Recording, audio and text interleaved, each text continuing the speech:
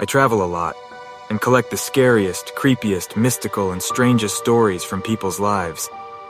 Every new episode I record in my journal of horrors. Welcome to the world of events that exist every day around you, but you don't even suspect.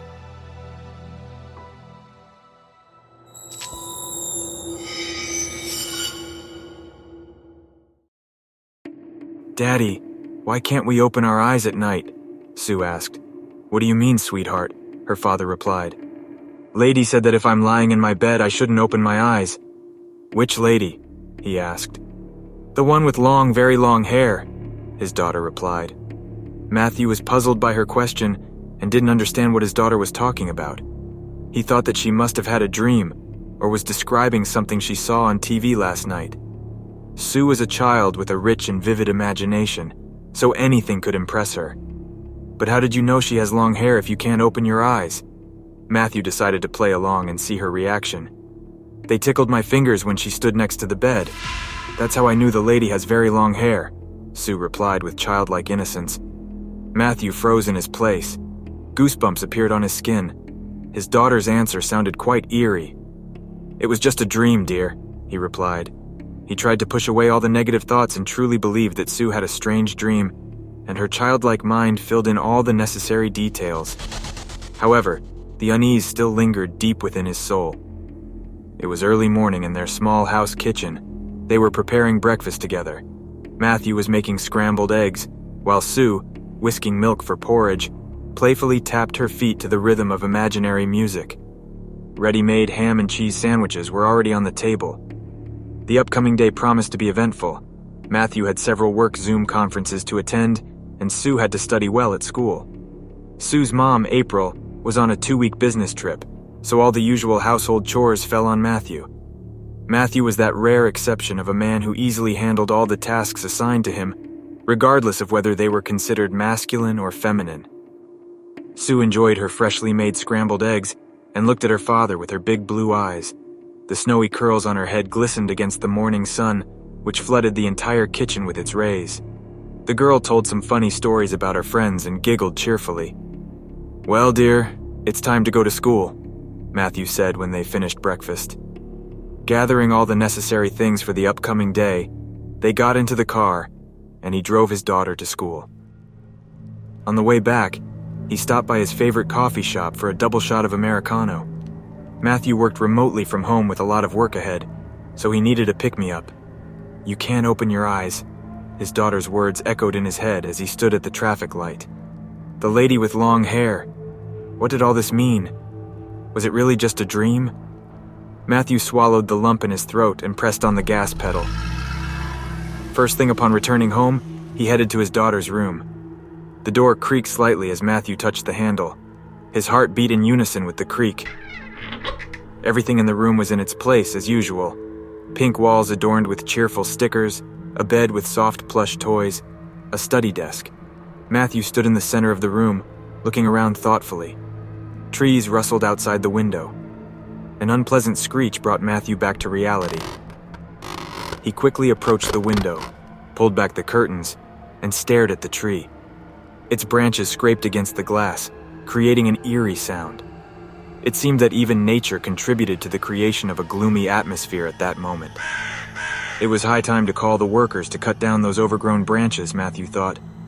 He turned around and headed towards the exit, when suddenly a strange detail caught his attention. He looked closely at the nightstand next to his daughter's bed. Their family photo, which was in a frame from Sue's birthday, was turned upside down. Matthew approached the nightstand and picked up the inverted photograph. He looked at the image of his family, at the smiles that evoked bright and joyful memories. With concern in his heart, he carefully put the photograph back in place. His thoughts were consumed by worry and apprehension, but he understood that he had to remain calm, and it was just a dark coincidence. On same evening, Sue and Matthew decided to enjoy the night and ordered delicious pizza from their favorite pizzeria. They chose margarita with juicy tomatoes and fragrant basil. The new Pixar movie promised to be a great addition to the evening. Matthew woke up from thunderclaps in the middle of the night. After finishing the movie, he put Sue to bed and planned to do some work on his computer. but apparently fell asleep on the couch with his laptop. He decided to check on his daughter, and rubbing his sleepy eyes, headed towards her room. It was raining outside. Approaching the door of the children's room, Matthew heard a quiet whisper. The sound was coming from inside, as if someone inside was quietly talking to themselves. Matthew's heart started beating faster. The whisper seemed wrong, abnormal to him. He slowly opened the door. In the room, a dim light from a street lamp seeped through the curtains, illuminating an unfamiliar creature sitting at the edge of Sue's bed. The strange silhouette, distorted by darkness, resembled a wild woman. She was dressed in white clothing, covered in dark stains, once crisply white fabric, now soiled, crumpled, and dull. The creature was wet from the rain.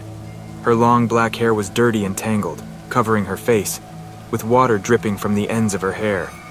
Strange dirty blood footprints extended around the bed. Following these marks, one could trace the eerie stranger's path from the window, across the room, straight to Sue's bed. Matthew felt a shiver run down his spine, and his heart froze with fear. This was something greater than just a terrifying nightmare. It was a reality he would have to face. "Don't open your eyes," the creature hissed. "You're my precious. We will always be together. Don't open your little eyes or else I'll have to eat them. Your sweet little eyes, my dear."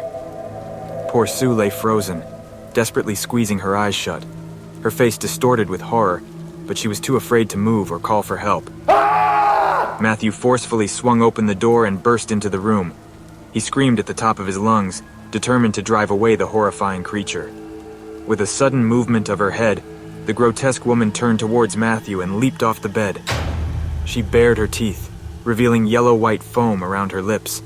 Her eyes, bulging and bloodshot, glowed in the darkness like two red beacons. The pupils were enormous, like those of a fierce wild beast. Veins on her face swelled and covered her skin in an ugly network. Matthew's heart pounded so loudly that it seemed ready to burst out of his chest, but he knew he had to protect his daughter. Suddenly, the face of the terrifying woman began to pulsate, as if veins beneath it were beating in sync with her heartbeat. With a scream and a wheeze, she lunged at Matthew. Her nails, long and razor-sharp, dug into his skin, leaving long, bloody scratches while her sharp teeth bit into his hand. They struggled for a while.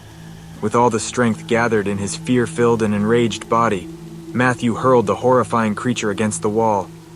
The body of the dreadful woman struck the hard surface with a loud crash, instantly leaving a dark mark on the wallpaper. Her eyes widened briefly in terror and pain, and then closed weakly. The limp, motionless body of a terrifying woman lay at Matthew's feet. Her black hair sprawled across the floor like dark snakes, and her eyes, which had just glowed with a bloody light, were closed. All the ferocity vanished from her features, as if it had never been there. Matthew grabbed the frightened Sue, rushed out of the room, and slammed the door shut. He barricaded it with a massive chest of drawers and immediately called the police. The man hugged and comforted his daughter. Sue clung to her father's shoulder with her small, trembling hands, crying. Matthew whispered soothing words in her ear, trying to convey his courage and confidence to her. But deep down, he himself was filled with fear and unease. A sinister stranger had infiltrated his home, terrifying him and his daughter to death. Elizabeth Swan was a ward of a mental health clinic located in a neighboring town. She had escaped a couple of days before the incident occurred. Several years ago, in an episode of unexplained rage, she had fatally stabbed her own daughter. When she realized what had happened, her consciousness clouded, and she lost her mind. She was sentenced to medical treatment and institutionalization in a psychiatric hospital. She refused to believe that her daughter was dead and insisted obsessively that she would find her.